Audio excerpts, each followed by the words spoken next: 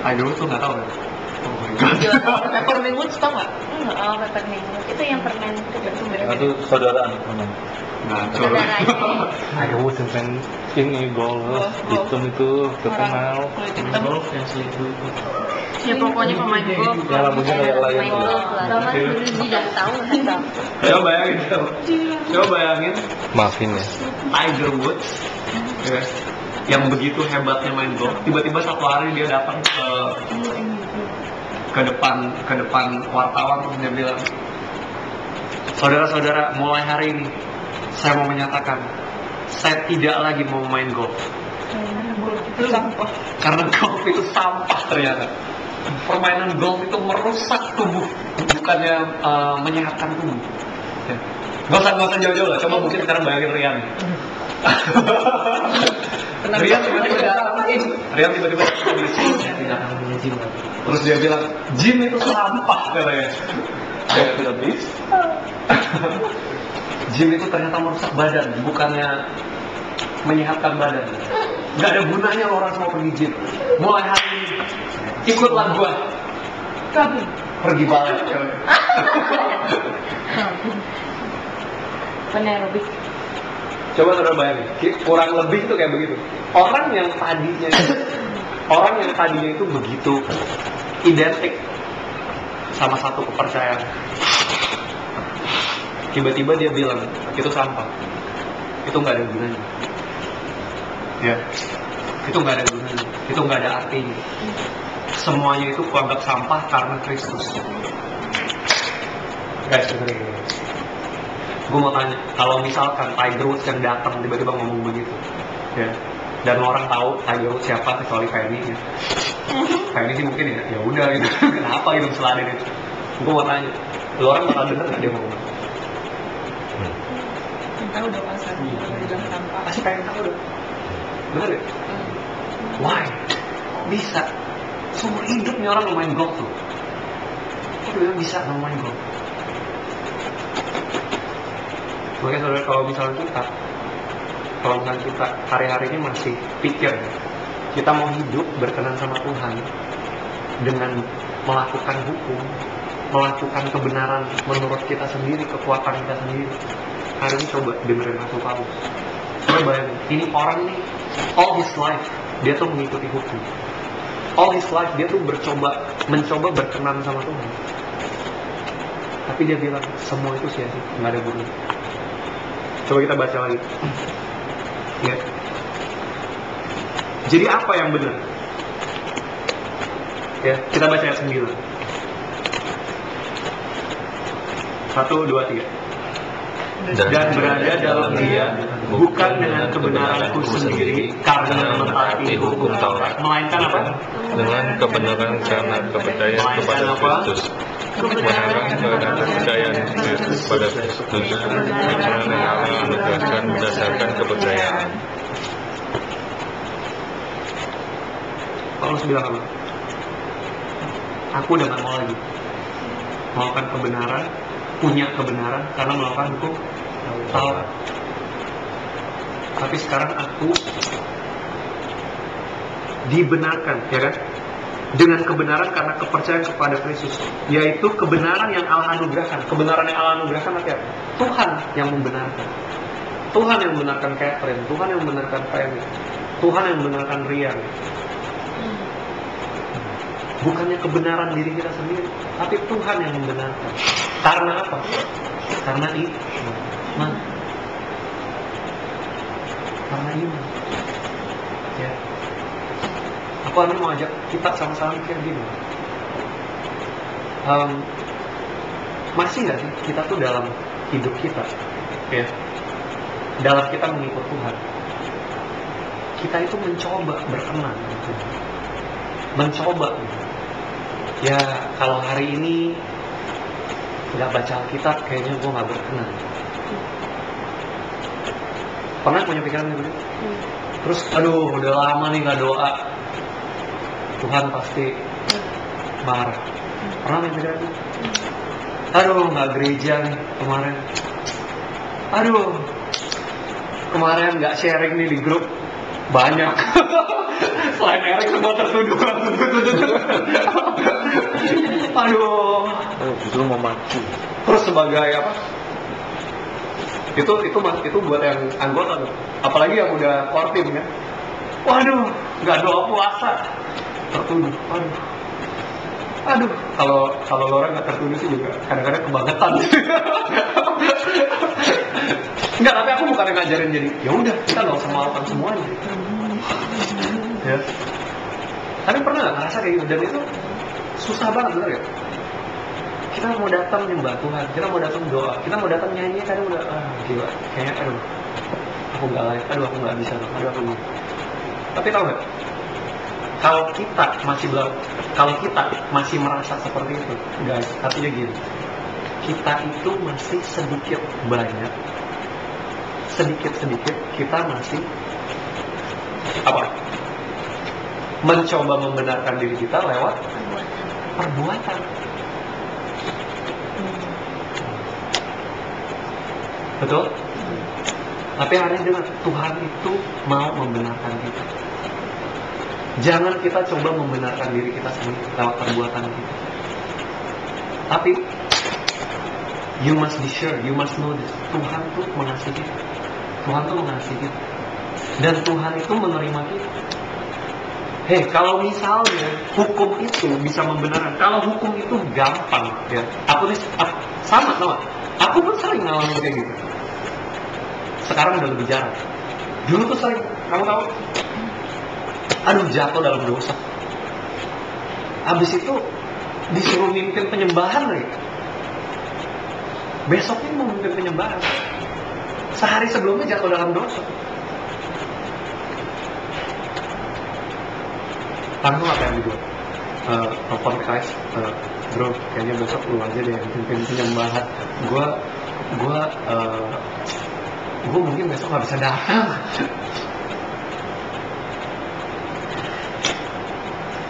Pernah kayak gitu?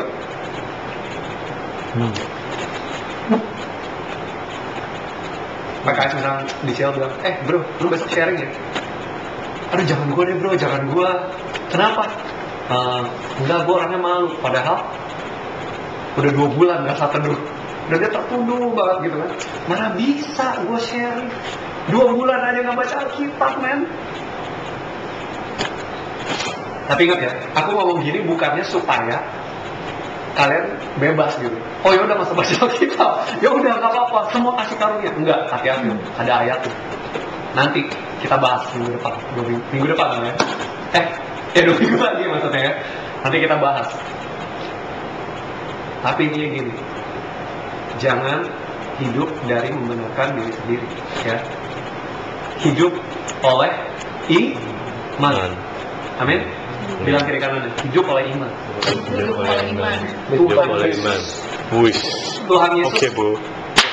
membenarkan kita. Dulu aku tuh sering punya pikiran kayak begitu. Akhirnya pelayanan stres. Akhirnya hidup stres. Hidup merasa aku kayaknya aduh gue gak layak Tuhan. Terus ntar udah saat teduh, udah 2 puasa, seminggu gak ada bolong baru merasa beda. Waktu datang di sini beda, dadanya membusung keluar. Bagi firmannya begini, ya kan, gak begini lagi. Ya kan? Tapi kalian jangan nanti mulai minggu depan perhatiin, maksudnya dadanya ke depan. Ini berarti lagi dosa nih. Enggak, sekarang udah enggak. Kalau dulu Feni tahu tuh. Feni kan dulu di Komsel aku kan dulu. Dulu aku kayak gitu waktu bikin Komsel di YouTube. Mereka nggak tahu. Kalau selalu kelihatannya benar, kudus. Iya. Padahal Dia perhatiin ya dadanya ke depan. iya, dulu dia nggak perhatiin. Ya, dulu kayak begitu. Hey guys, buang itu semua. Itu sampah semua. Perbuatan kita tuh nggak akan pernah membenarkan kita sama Tuhan. Amin. Nah, itu yang pertama. Yang kedua, aku mau share gini. Pernah nggak mikir ya? Paulus itu bisa bilang gini, apa yang dulu merupakan keuntungan bagiku, sekarang kuanggap Apa? Sekarang kuanggap rugi. Karena apa? Kalau di NLT-nya itu bagus banget. Orang kalau bisa underline that verse, terus tulis pakai bolpen. Bukannya karena Kristus, tapi dibilang gitu, because of what Christ has done. Lalu di ayat 7. Ya. Ku anggap rugi karena apa yang Yesus telah buat. Jadi yang pertama ya, jangan hidup dari pembenaran diri sendiri. Ya, jangan coba membenarkan diri kita. Kedua, guys, yang gue mau tantang gitu.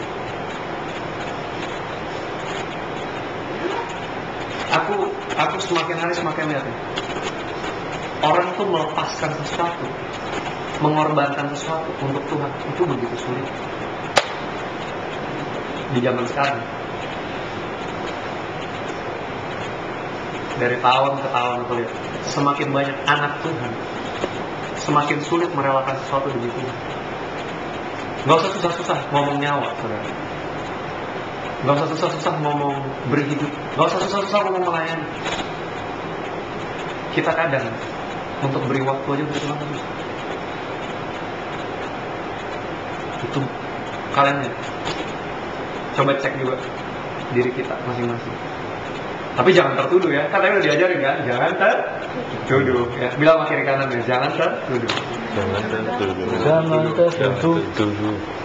Jadi ini bukan untuk menuduh, tapi untuk kita melihat. Soalnya gini, kok bisa Paulus itu relain semuanya untuk Yesus? Tapi hari-hari ini gak usah bilang relain semuanya, relain waktu aja. Susah kok, sibuk kok. Aku kadang-kadang kalau misalnya ngomong sama orang, bro ayo bro kita doa sama-sama. Gak bisa bro, gue sibuk banget. Gue kadang-kadang mikir, kesel kadang-kadang. Lu tau gak sih gue tuh lebih sibuk dari bro kadang. Aduh bro susah men, susah banget deh, bener susah. Gue kadang-kadang mikir, lu belum jadi CEO aja udah susah, apalagi nanti jadi CEO. Hah? Gimana caranya Tuhan mau perbesar, mau promosiin kita? Kalau misalnya kita di sini itu nggak bisa relain untuk Tuhan, right? Nah, tapi gini, kuncinya gini ya.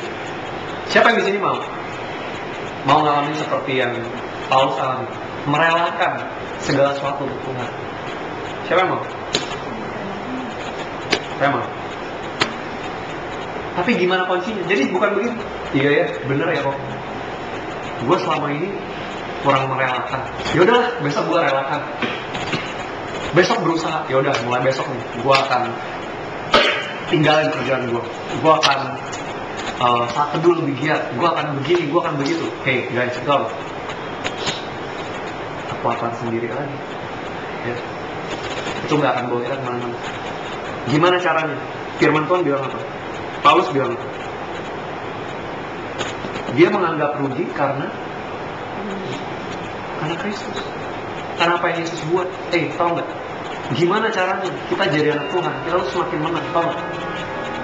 Bukannya coba berbuat sesuatu dengan kekuatan sendiri, tapi makin seringlah kita renungkan, makin sering kita renungin kasih Tuhan dalam hidup kita. Makin sering kita ingat apa yang Tuhan buat di hidup kita. Guys, gue mau tanya satu hal sih. Seberapa banyak kita waktu kita saat teduh, waktu kita doa, waktu kita say thank you, waktu kita dapat nyembah Tuhan, kita renungin salib Tuhan. Siapa yang masih lakuin? Siapa yang masih lakuin? Every day when you pray gitu kan, kita ambil waktu semenit, 2 menit, oh ya renungin, oh ya Tuhan Yesus sudah mati buat gue, Tuhan Yesus sudah disalibkan untuk aku. Dulu aku nih begini, coba ingat hidupmu yang dulu sebelum kenal Tuhan.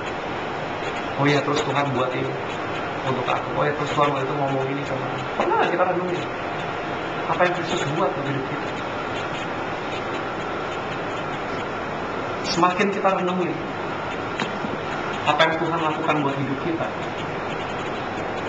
dengar, semakin sering kita renungin apa yang Tuhan buat untuk hidup kita, semakin kita serupa Kristus, semakin mudah kita ngikut Tuhan. Tapi kalau kita dengar firman, oh iya, Paulus hebat ya, gue juga mau. Oh iya, tertunduk, oh iya benar tadi si pastor ngomong gitu kayak lagi menyindir gue. Udah besok jangan sampai nih gue disindir lagi. Minggu depan gue akan datang. Oke. Tahu nggak? Paulus sudah pernah coba, dia gagal cara ini. Kok Stephen udah pernah coba? I've tried that way itu gagal juga. Kalau engkau hidupmu mau semakin kalau engkau mau hidupmu semakin apa? Semakin bertumbuh dalam Tuhan, mau semakin bisa relain apapun buat Tuhan, renungin kasih Tuhan. Renungin apa yang Tuhan buat, bukannya apa yang kau buat. Kita renungin apa yang Tuhan buat. Amin. Amin. Oke, yang ketiga, terakhir. Habis ini kita tutup, kita doa. Ya. Kita baca sama-sama Filipi 3 ayat yang 10. Jadi yang pertama apa? Iya.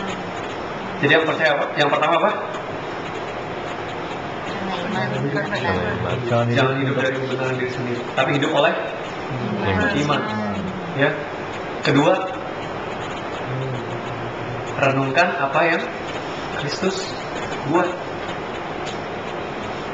Coba lihat diri kita. Hari-hari ini kita makin mudah nggak relain sesuatu? Waktu kita, uang kita, apalagi ego kita. Makin mudah nggak kita relain demi itu? Atau makin susah? Dulu kayak gampang untuk kenal Tuhan, sekarang makin susah. Itu artinya apa? Udah mulai hidup berdasarkan kekuatan sendiri. Tapi kalau kau terus renungin apa artinya kasih Tuhan, apa yang Kristus buat, gampang banget. Ya. Yang ketiga, kita baca sama-sama ayat 10. 1, 2, 3. Yang kuberkati ialah mengenal Dia dan kuasa kebangkitannya dan persekutuan dalam penderitaannya, di mana aku menjadi serupa dengan Dia dalam kematiannya. Oke, guys, ini sebenarnya yang paling penting yang aku pengen share. Tahu nggak? Nih, ngomong kasih tahu. Iman yang benar, ya. Kalau engkau hidup benar-benar engkau percaya sama Tuhan Yesus, tahu nggak? Engkau itu cirinya apa? Engkau akan punya keinginan dalam hidupmu. Kita akan punya keinginan dalam hidup kita untuk ngalamin ayat 10 ini. If you want to know what is my favorite verse in the Bible, itu adalah Filipi 3 ayat 10. Sampai aku tulis di depan. Sampai aku tulis di depan. Filipi 3 ayat 10. Aku apa? Yang aku kehendaki ialah mengenal Dia dan kuasa kebangkitan, di mana aku bersekutu dengan Dia dalam penderitaan, dan di mana aku menjadi serupa dengan Dia dalam kematian. Tahu nggak? Kalau kita hidup benar-benar percaya sama Tuhan, pasti kita punya hati yang sama seperti Paulus. Apa? Kita punya kerinduan mengenal Tuhan. Tahu nggak? Dulu ya, aku mimpin Komsel. Anak-anak Komsel itu tahu gini terus. Ayo dong Komsel, ayo dong saat teduh, ayo dong doa. Dicek ke saat teduhnya. Dicek, suruh tulis, aku baca. Kalau bolang ini kenapa nih bolang? Dikasih tanda. Tahu nggak? Aku dulu seperti itu. Sampai satu hari aku ngerti. Tahu nggak? Kalau orang hidup benar-benar percaya sama Yesus, lu nggak usah cek. Dia akan cari Tuhan. Kalau dia nggak mau cari Tuhan, artinya apa? Ya dicek dia benar-benar percaya sama Tuhan. Dan yang aku mau share adalah gini. Baca baik-baik ya, Filipi 3 ayat 10. Aku mau kita hafalin semua di sini. Ya, hafalin. Nggak dicek. Aku nggak bakal cek dulu. Hafal dulu nggak? Aku nggak cek. Tapi hafalin supaya ini jadi rema. Guys, Paulus itu bilang yang ku kehendaki ialah mengenal Dia. Siapa yang di sini mau mengenal Tuhan? Tapi kalau hari ini aku tanya, Erik mau mengenal Tuhan seperti apa? Penny mau mengenal Tuhan seperti apa? Catherine mau mengenal Tuhan seperti apa? Mungkin kita nggak bisa jawab. Kita sering kali kalau ditanya, ya aku pengen mengenal Tuhan. Dan banyak, tau gak? Banyak orang Kristen sekarang kalau ditanya, lu mengenal Tuhan? Iya, gue mengenal Tuhan. Lu udah semakin mengenal Tuhan? Iya, gue udah semakin mengenal Tuhan. Tapi sekarang pertanyaan gini, lihat Paulus ya. Paulus itu bilang apa? Aku ingin mengenal dia dan kuasa kebangkitan. Kenapa Paulus bilang kuasa kebangkitan? Saudara tahu nggak? Dulu aku nggak ngerti. Aku baru diajarin Tuhan pagi. Kenapa kuasa kebangkitan? Tahu nggak? Karena buat kita, buat orang Israel zaman dulu, mereka itu percaya Yesus. Shock semua. Masa sih kok semuanya percaya Yesus? Aku jamin 100% semua percaya Yesus. Percaya Yesus apa? Yesus baik. Percaya Yesus apa? Yesus datang. Percaya Yesus apa? Yesus mati. Percaya nggak? Percaya. Kenapa? Mereka lihat Yesus mati. Malah mereka lebih rohani kadang daripada kita. Orang zaman sekarang kalau ditanya, lu percaya Yesus nggak? Enggak. Tahu nggak Yesus sudah mati buat dosamu? Masa sih? Benar nggak? Saya kita nggak lihat. Tapi orang zaman dulu mereka lihat. Tapi yang mereka nggak percaya adalah apa? Yesus bangkit. Makanya Paulus bilang, yang ku kehendaki ialah mengenal dia dan kuasa kebangkitan. Kedua, dia bilang apa? Bersekutu di dalam penderitaan. Ini juga. Hari-hari ini sedih kalau misalnya melihat anak Tuhan, tahu? Termasuk aku. Ya. Kadang nih kita jadi anak Tuhan, coba lihat diri kita. Kita mau kenal Tuhan, tapi mau enaknya doang. Benar kan? Siapa yang di sini mau menderita sama Tuhan? Kok gak ada yang kata? Siapa yang mau menderita sama Tuhan?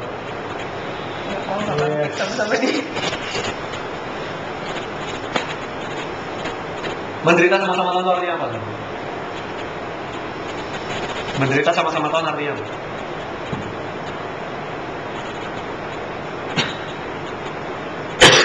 Menyalipkan daging. Menyalipkan daging. Itu satu. Apa lagi?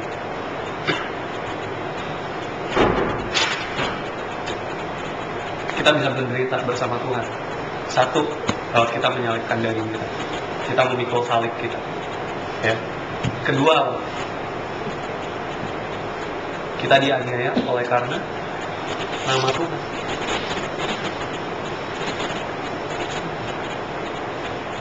Aku mau cerita ya.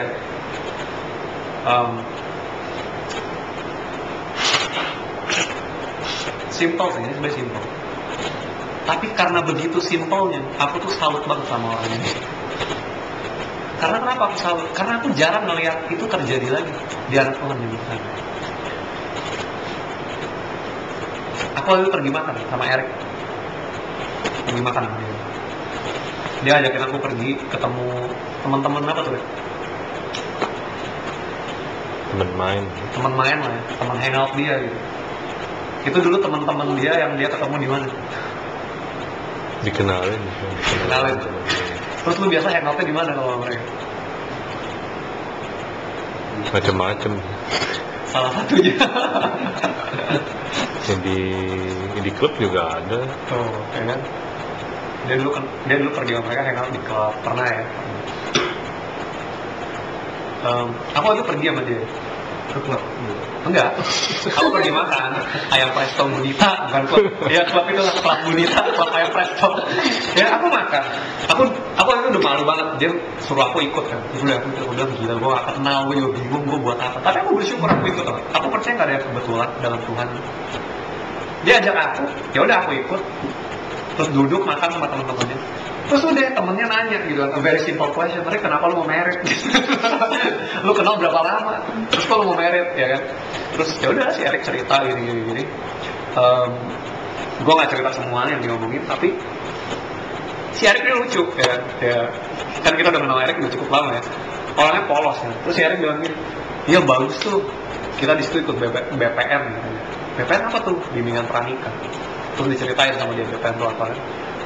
Jadi situ kita belajar ya kan, sebagai pasangan kita harus begini, harus begitu di dalam Tuhan. Firman Tuhan ngajarin begini loh, begitu. Lo tau gak, temennya itu satu meja semua ketawa. Gue ngeliat mereka ketawa, terus gue ngeliat ke si Erik. Lo tau gak si Erik? Ngomong terus. Makin hot dia cerita. Buat aja. Ya.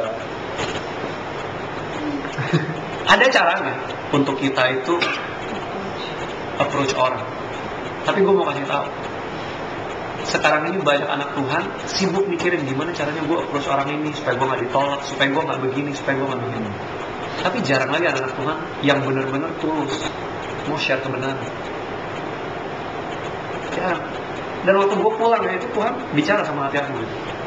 Kamu lihat si Erik ya, kamu lihat itu orang yang mau mengikut aku, itu orang yang mau. Dan itu ngingetin aku gitu. It really blessed me gitu. Really blessed my life. Aku sejak pulang dari situ aku juga challenge diri aku. Oh ya, bina gue aja begini, masa gue kalah kan? Gue juga mesti dong. Ya kan? Aku juga mau Tuhan gitu. Saudara, kita kalau mau ikut Tuhan, kita mau kenal Tuhan, kita juga harus rela menderita. Jangan maunya Tuhan berkati bisnisku, Tuhan berkati kesehatanku, Tuhan berkati. Kemarin aku ajarin Catherine, kok gimana berdoa? Simple, aku ajarin. Jangan berdoa gini, masuk kamar, Tuhan aku minta mobil dong. Nanti udah dapat mobil, Tuhan aku minta rumah dong. Udah punya rumah, Tuhan aku minta cowok dong. Enggak, dia nggak begitu. Gue gak kayak kasih contoh, gue kayak kasih contoh. Ya. Tapi berdoa, pernah kita berdoa apa yang menjadi isi hati Tuhan, kita doain. Itu bersekutu. Itu namanya menderita sama Tuhan. Terus terakhir apa? Dibilang apa?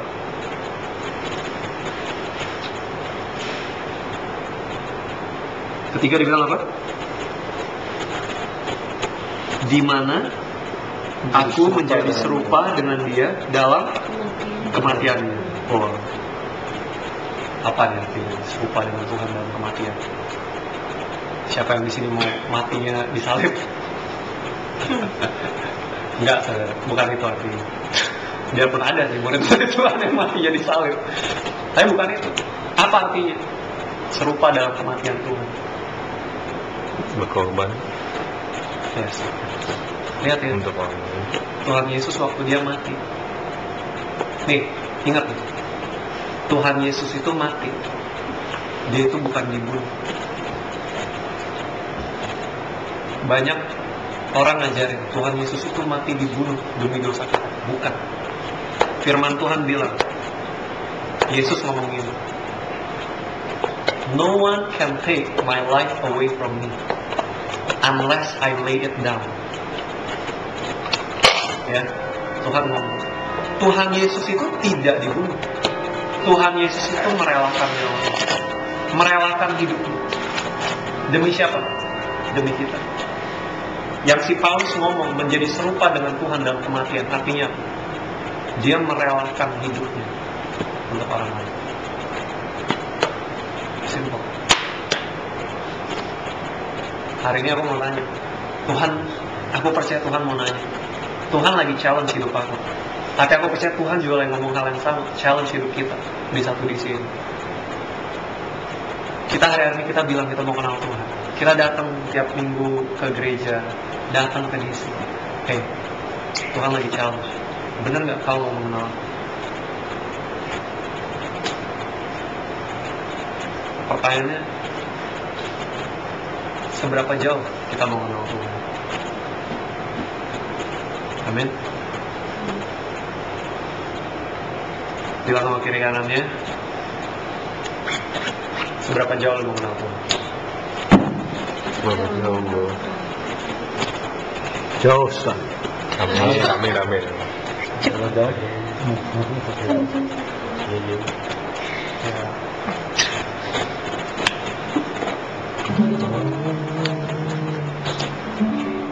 Ada yang oke, ada yang mau ini share something, Andreas? Unike siapa aja sih